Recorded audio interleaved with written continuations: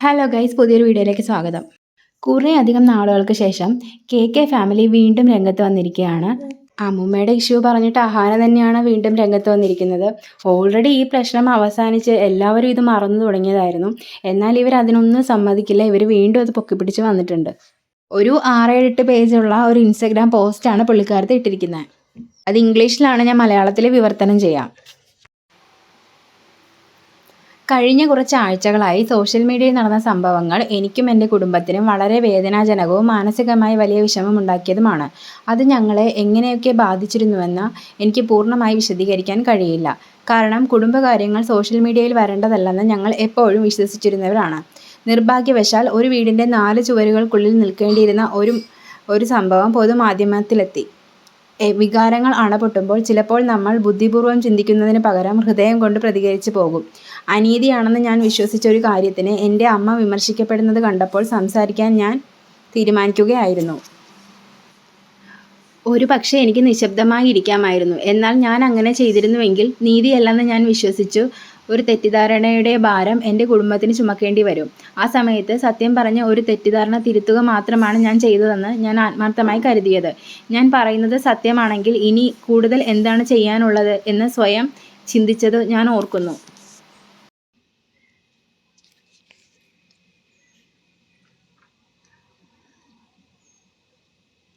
എന്നാൽ പിന്നീട് ഉയർന്നു വന്നത് അസത്യമായ ആരോപണങ്ങളും കള്ളങ്ങളും തിരഞ്ഞെടുക്കപ്പെട്ട കഥകളും തികച്ചും വ്യക്തിപരമായ സംഭാഷണങ്ങളും പൊതുമാധ്യമത്തിലേക്ക് കൊണ്ടുവന്ന് പ്രതികരിക്കണമായിരുന്നു എന്ന് ഞാൻ ഒരിക്കലും കരുതിയിരുന്നില്ല. അവർ പറഞ്ഞതും ചെയ്തതുമായ കാര്യങ്ങളെ നേരിടാൻ ആളുകൾ എത്രത്തോളം പോകുമെന്ന് മുൻകൂട്ടി കാണാൻ എനിക്ക് കഴിഞ്ഞില്ല. എനിക്ക് പറ്റിയ തെറ്റ്, ചില ആളുകൾ സ്വന്തം വാക്കുകളെ അഭിമുഖീകരിക്കാറില്ല.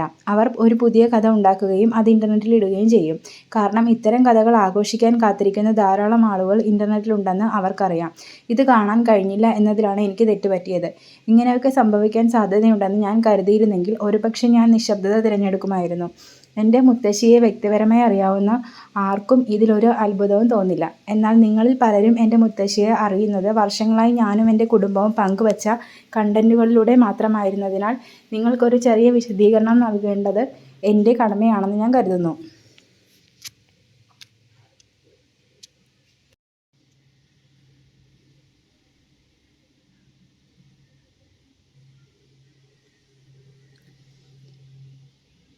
എൻ്റെ മുത്തശ്ശിയും ഞങ്ങൾ ചിലരും തമ്മിലുള്ള ബന്ധം 2025 ഒക്ടോബർ മുതൽ മോശമായിരിക്കുകയാണ്. അതിന് തികച്ചും ഉത്തരവാദി അവർ മാത്രമായ നിർഭാഗ്യകരമായ ചില സംഭവങ്ങൾ കാരണമാണ്.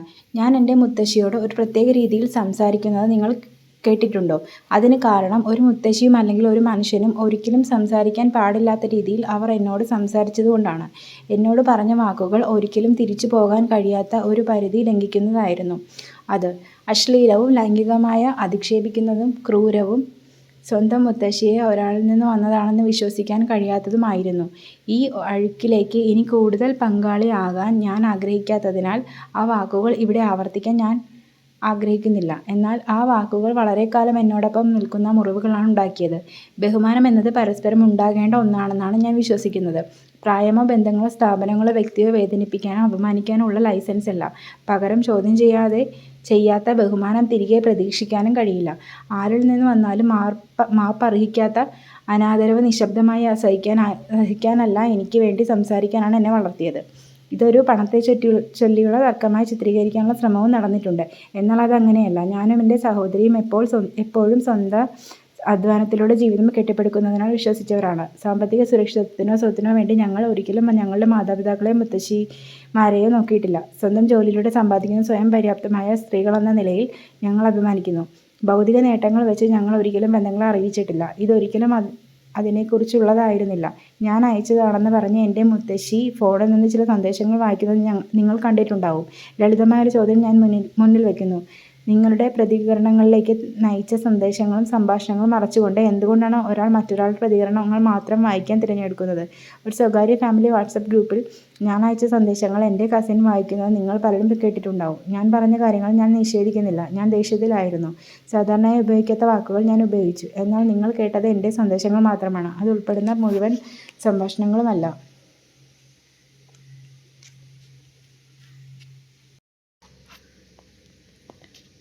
ആ സംഭാഷണങ്ങളിൽ ചിലത് എൻ്റെ മുത്തശ്ശിയുമായ കാര്യങ്ങൾ എത്രത്തോളം ബുദ്ധിമുട്ടായി മാറിയെന്ന് എൻ്റെ കസിൻ തന്നെ പറഞ്ഞു തുടങ്ങിയത്. ബാക്കിയുള്ള ഞങ്ങൾ അവർ പറഞ്ഞതിനോട് പ്രതികരിക്കുക മാത്രമാണ് ചെയ്തത്. ഇതാണ് യാഥാർത്ഥ്യമെന്ന് അറിഞ്ഞിട്ടും സ്വന്തം സന്ദേശങ്ങളും ആ സന്ദർഭവും ഒഴിവാക്കി എൻ്റെ സന്ദേശങ്ങൾ മാത്രം അവർ തിരഞ്ഞെടുത്ത് വായിക്കുന്നത് കണ്ടപ്പോൾ എനിക്ക് വലിയ ആഘാതമുണ്ടായി. സത്യം എന്തുതന്നെയായാലും അവർ നിർമ്മിക്കാൻ ശ്രമിച്ച ചോദ്യം അസത്യമായ കഥകളെ ഞാൻ ചെയ്തതുകൊണ്ട് മാത്രം എന്നെ ഏറ്റവും മോശമായി ചിത്രീകരിക്കുക എന്നതായിരുന്നു അവരുടെ ഇഷ്ടം എന്ന് ഈ ഒരു കാര്യം എനിക്ക് വ്യക്തമാക്കി തന്നു. എനിക്കെതിരെ ഉയർന്ന ഏറ്റവും ഗൗരവമേറിയ ആരോപണങ്ങളിലൊന്ന് ഞാൻ എൻ്റെ മുത്തശ്ശിയെ ശാരീരികമായി ഉപദ്രവിക്കാൻ ശ്രമിച്ചു എന്നതായിരുന്നു.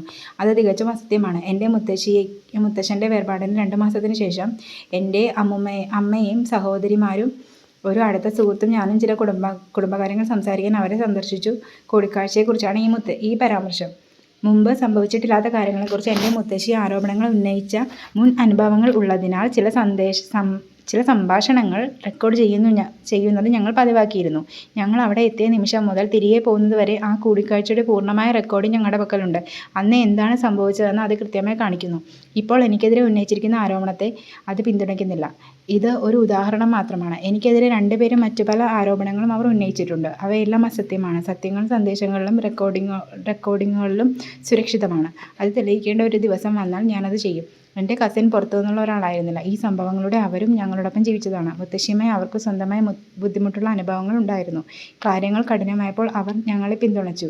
ഞങ്ങൾ വ്യവസ്ഥകളില്ലാത്ത അവർക്കൊപ്പം ഉണ്ടായിരുന്നു. ആ സംഭാഷണങ്ങൾ ആയിരുന്നു മുഴുവൻ ചിത്രവും. അറിഞ്ഞിട്ടും ഭർത്താവിൻ്റെ വേർപാടിന് ശേഷം ഒരു പ്രായമായ സ്ത്രീയെ ഉപേക്ഷിച്ച ആളുകളായി എൻ്റെ കുടുംബത്തെ ലോകത്തിന് മുന്നിൽ അവതരിപ്പിക്കാനും സോഷ്യൽ മീഡിയയിൽ മനഃപൂർവ്വം തെറ്റിദ്ധരിപ്പിക്കുന്ന രീതിയിൽ ചിത്രീകരിക്കാനുമാണ് അവർ തീരുമാനിച്ചത്. ഒരുപക്ഷേ എൻ്റെ 74 വയസ്സുള്ള മുത്തശ്ശിക്ക് സോഷ്യൽ മീഡിയയുടെ വ്യാപ്തിയോ വ്യാജകഥകളും കള്ളങ്ങളും പൊതുമാധ്യമത്തിൽ എത്തിയാൽ നാശനഷ്ടങ്ങളോ പൂർണ്ണമായി മനസ്സിലാക്കിയിട്ടുണ്ടാകില്ല. എന്നാൽ എൻ്റെ കസിന് അത് പൂർണ്ണമായി അറിയാമായിരുന്നു.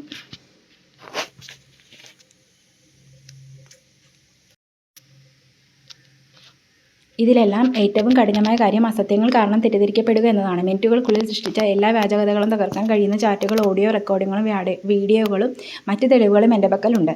ഇവയെല്ലാം പരസ്യമാക്കാൻ ഞാൻ തീരുമാനിച്ചതിനാൽ ഇന്ന് ചില ആളുകൾ വെച്ച് പുലർത്തുന്ന പല അഭിപ്രായങ്ങളും അത്ര തന്നെ വേഗത്തിൽ മാറുമെന്നതിനാൽ എനിക്ക് സംശയമില്ല.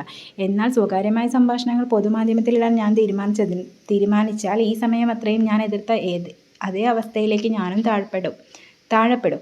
ഞാൻ അങ്ങനെയുള്ള ആളല്ല. ഒരിക്കലും അങ്ങനെയാകാൻ ഞാൻ ആഗ്രഹിക്കുന്നില്ല. എൻ്റെ പേരിന് കളങ്കമുണ്ടാക്കുന്ന എന്ന ഒറ്റ ഉദ്ദേശത്തോടെ എനിക്കെതിരെ അസത്യവും തെറ്റിദ്ധരിക്കപ്പെടുന്നതുമായ പ്രസ്താവനകൾ പ്രചരിപ്പിച്ചതിന് എൻ്റെ കസിനെതിരെ നിയമപരമായി മുന്നോട്ട് പോകാനും മാനനഷ്ട കേസ് ഫയൽ ചെയ്യാനും എനിക്ക് എല്ലാ അവകാശവുമുണ്ട്. ഇതിൽ 2 കാരണങ്ങളാൽ ഞാനിതിൽ നിന്നും പിന്മാറുന്നു. ഞങ്ങൾ ആഴത്തിൽ സ്നേഹിക്കുന്ന എൻ്റെ കസിൻ്റെ ജീവിതത്തിൽ കുട്ടികളുണ്ട്.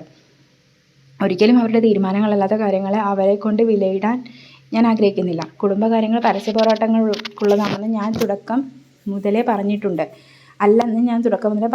കോടതി മുറി മറ്റൊരു പരസ്യ പോരാട്ടമാണ്.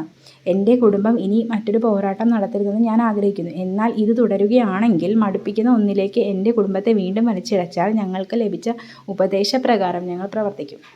എനിക്കതിന് താല്പര്യമില്ല. കാര്യങ്ങൾ അവിടെ എത്തുന്നതിന് മുൻപ് ഇത് അവസാനിപ്പിക്കാൻ ഞാൻ അഭ്യർത്ഥിക്കുന്നു.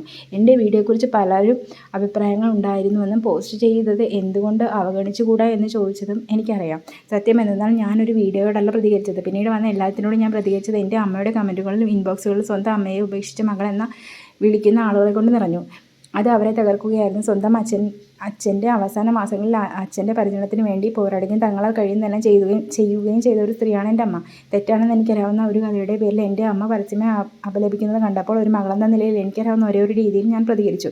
എൻ്റെ അമ്മയെ പ്രതിരോധിച്ചതടക്കം എൻ്റെ വീഡിയോയിൽ ഞാൻ പറഞ്ഞ എല്ലാ കാര്യങ്ങളും ഞാൻ ഉറച്ചു നിൽക്കുന്നു. അസത്യമാണെന്ന് എനിക്കറിയാവുന്ന കഥകൾക്ക് മുന്നിൽ നിശബ്ദത പാലിച്ചതിന് പ്രശംസിക്കപ്പെടുന്നതിനേക്കാൾ സത്യത്തിനൊപ്പം നിന്നതിന് നിർദ്ദേശമാണ് ഞാൻ ആഗ്രഹിക്കുന്നത്.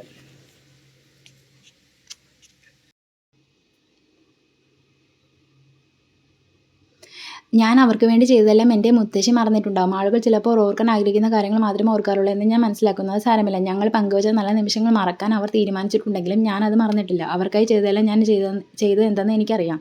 ഞങ്ങൾ ഒന്നിച്ചിരുന്ന ആ നല്ല ഓർമ്മകൾ ഞാൻ എപ്പോഴും ഓർക്കുകയും കാത്തു സൂക്ഷിക്കുകയും ചെയ്യുമായിരുന്നു. ഇനി ഞങ്ങൾക്ക് എൻ്റെ മുത്തശ്ശിയെ പരിചരിക്കാൻ കഴിയില്ല. അധിക്ഷേപങ്ങളിൽ നിന്ന് സ്വയം രക്ഷപ്പെടാനുള്ള ഒരേ ഒരു മാർഗ്ഗം മാറി നിൽക്കുക എന്നതായിരുന്നു. എന്നാൽ അവർക്ക് 74 വയസ്സായി. ഈ വിവാദങ്ങളെല്ലാം എല്ലാവരും മറന്ന ശേഷം അവരെ പരിചരിക്കാൻ ഒരാൾ ആവശ്യമുണ്ട്. കാനഡയിലെ ജീവിതം ഉപേക്ഷിച്ച് അവർക്ക് ആ പരിചരണം നൽകാനാണ് ഞാൻ തിരികെ വന്നതെന്ന് എൻ്റെ കസിൻ ലോകത്തോട് പറഞ്ഞു. എൻ്റെ മുത്തശ്ശിക്ക് വേണ്ടി അത് സത്യമായിരിക്കട്ടെ എന്ന് ഞാൻ ആത്മാർത്ഥമായി ആഗ്രഹിക്കുന്നു. ഉണ്ടാക്കാൻ വീഡിയോകളും കാണാൻ പ്രേക്ഷകരും ഇല്ലാതാകുമ്പോഴും അത് സത്യമായി തുടരുമെന്ന് ഞാൻ പ്രതീക്ഷിക്കുന്നു. ഓൺലൈനിൽ കണ്ട കാര്യങ്ങളുടെ അടിസ്ഥാനത്തിൽ ആരെങ്കിലും എന്നെ വിലയിരുത്താൻ തീരുമാനിച്ചാൽ ഞാനത് മനസ്സിലാക്കുന്നു. എല്ലാവർക്കും അവരുടേതായ അഭിപ്രായത്തിന് അവകാശമുണ്ട്. ചില സ്ക്രീൻഷോട്ടുകളും ചില ചെറിയ വീഡിയോകളും കട്ടുകളും ഒരിക്കലും ഒരു കഥയുടെ പൂർണ്ണരൂപം സംഭവിച്ചിട്ടില്ലെന്ന് എനിക്കറിയാം. പൂർണ്ണമായ ചിത്രം അറിയാത്തതിനുള്ള വിധി പ്രസ്താവിക്കാനുള്ള ക്ഷമ ചിലരെങ്കിലും കാണിച്ചിരുന്നെങ്കിൽ ഞാൻ എന്നാഗ്രഹിക്കുന്നു. എന്നാൽ അത് സാരമില്ല.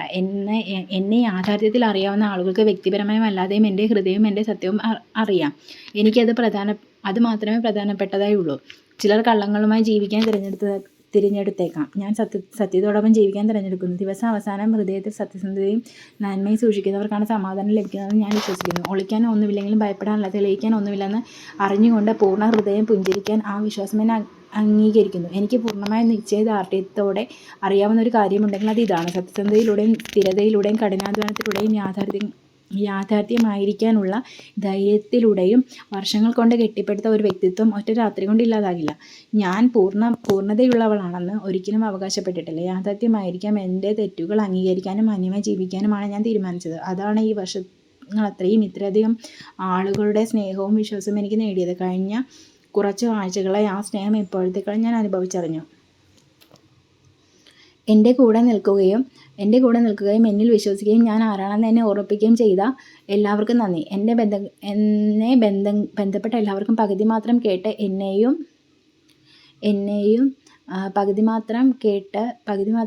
എന്നെയും എൻ്റെ കുടുംബത്തെയും വിലയിരുത്താതിരിക്കാൻ തീരുമാനിച്ചു എല്ലാവർക്കും നന്ദി. ഞങ്ങൾക്ക് ആ ക്ഷമ നൽകേണ്ടതില്ലായിരുന്നിട്ടും നിങ്ങളത് ചെയ്തു. എനിക്ക് വിവരിക്കാൻ കഴിയുന്നതിനേക്കാൾ അപ്പുറമായിരുന്നു അത്.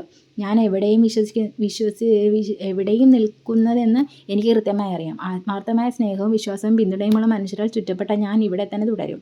ഇതോടെ ഈ അധ്യായം പൂർണ്ണമായും എന്നേക്കുമായി അവസാനിപ്പിക്കാൻ ഞാൻ തീരുമാനിച്ചു. അവസാനിപ്പിക്കുന്നതിന് മുൻപ് എനിക്ക് അവസാനമായി ഒരു കാര്യം കൂടി പറയാനുണ്ട്. കഴിഞ്ഞ 2 ആഴ്ചകളായി എന്നെക്കുറിച്ച് പുതിയൊരു വിവാദം ഇൻ്റർനെറ്റിൽ കണ്ടെത്തുന്നത് ഞാൻ സാക്ഷിയാകുന്നു. ചിലർക്ക് പ്രതികരണം പോലും അറിയിക്കാതെ വിധം തമാശയുള്ളതായിരുന്നു. ഞാൻ സ്കൂളിലോ കോളേജിലോ പഠിക്കുമ്പോൾ മറ്റുള്ളവരെ ബുദ്ധിമുട്ടിച്ചിട്ടുള്ളവരായിരുന്നു എന്ന തരത്തിൽ വീണ്ടും ഉയർന്നു വരുന്ന കഥകൾ കട്ടക്കള്ളം എത്രത്തോളം ആത്മവിശ്വാസത്തോടെ സത്യമെന്ന രീതിയിൽ അവതരിപ്പിക്കുമെന്നതുകൊണ്ട് മാത്രം രസകരമായി തോന്നുന്നു. അതുകൊണ്ട് സത്യത്തിൽ ആത്മാർത്ഥമായി താല്പര്യമുള്ള ആരോട് എനിക്ക് ലളിതമായ ഒരു ക്ഷണമുണ്ട്. ഞാൻ തിരുവനന്തപുരത്തെ ഹോളി ഏഞ്ചൽസ് ISC സ്കൂളുകളിലും പിന്നീട് ചെന്നൈയിലെ MOP വൈഷ്ണവ് കോളേജിലുമാണ് പഠിച്ചത്. ദയവായി ഈ സ്ഥാപനങ്ങൾ സന്ദർശിക്കുക. എന്നെ ഏറ്റവും നന്നായി അറിയുന്നവരോട് സംസാരിക്കുക. വേറൊരു ഗോസിപ്പിന് വേണ്ടി മാത്രം നിലനിൽക്കുന്ന കഥകൾ വിശ്വസിക്കുന്നതിനോ പ്രചരിപ്പിക്കുന്നതിനോ മുമ്പ് നിങ്ങളുടെ സ്വന്തം അന്വേഷണം നടത്തി വസ്തുതകൾ ഉറപ്പുവരുത്തുക. സത്യം ഒരിക്കലും പരിശോധനകളെ ഭയപ്പെട്ടിട്ടില്ല. ഒടുവിലായി സൈബർ ആക്രമണങ്ങൾക്ക് എൻ്റെ ആത്മാഭിമാനത്തെ ചോദ്യം ചെയ്യാനോ എൻ്റെ തിളക്കം കുറയ്ക്കുവാനോ എന്നെ കാണുന്ന രീതി മാറ്റുവാനോ കഴിയുമെന്ന് ആരെങ്കിലും കരുതുന്നുണ്ടെങ്കിൽ ഒന്നുകൂടി ചിന്തിക്കുക. സ്നേഹത്തോടെ, സമാധാനത്തോടെ, ആത്മാഭിമാനത്തോടെ, സത്യത്തോടെ, അഹാനകൃഷ്ണ. അപ്പോൾ ഇതാണ് അഹാനകൃഷ്ണ ഒരു 6-7 പേജിലായിട്ടിട്ട കാര്യങ്ങൾ. അപ്പോൾ ഈ കാര്യങ്ങളിൽ നിങ്ങളുടെ അഭിപ്രായങ്ങൾ കമൻറ്റിൽ ഇടുക. പുതിയൊരു വീഡിയോ ആയിട്ട് ഉടനെ തന്നെ കാണാം.